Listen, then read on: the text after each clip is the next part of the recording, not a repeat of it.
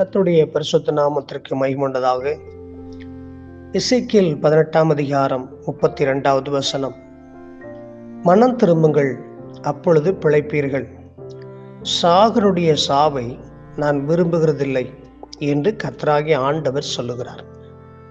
ஆம் தேவ பிள்ளைகளே, இந்த சத்தத்தை கேட்டுக்கொண்டிருக்கிற அந்த வேளையில அநேக காரியங்களின் நிமித்தம் மனமுடைந்து நான் சாக வேண்டும், இந்த உலகத்தில் எனக்கு வாழ பிடிக்கவில்லை என்று சொல்லி மனமுடைந்து போன நிலையில் இருக்கிறீர்களோ?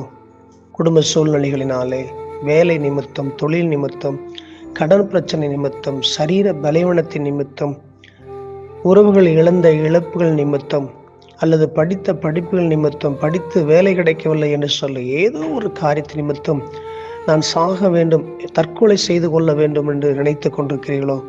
உங்களை பார்த்துதான் ஆண்டவராகிய இயேசு சொல்லுகிறார், நீ ஏன் சாக வேண்டும்?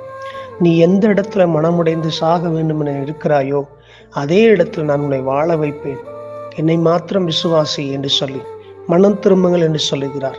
இயேசு ஏதோ ஒரு காரியத்திலே நாம் மனம் திரும்ப வேண்டும் என்று நினைக்கிறார். ஆம் தெய்வ பிள்ளைகளே, மனம் திரும்புகிற காரியத்திலே நாம் மனம் திரும்புவோமானால், எந்த இடத்துல நான் சாக வேண்டும், தற்கொலை செய்து கொள்ள வேண்டும் என்று நினைத்தீர்களோ அதே இடத்துல ஆண்டவராகிய இயேசு உங்களை என்னையும் வாழ வைப்பாராக. God bless you. Amen.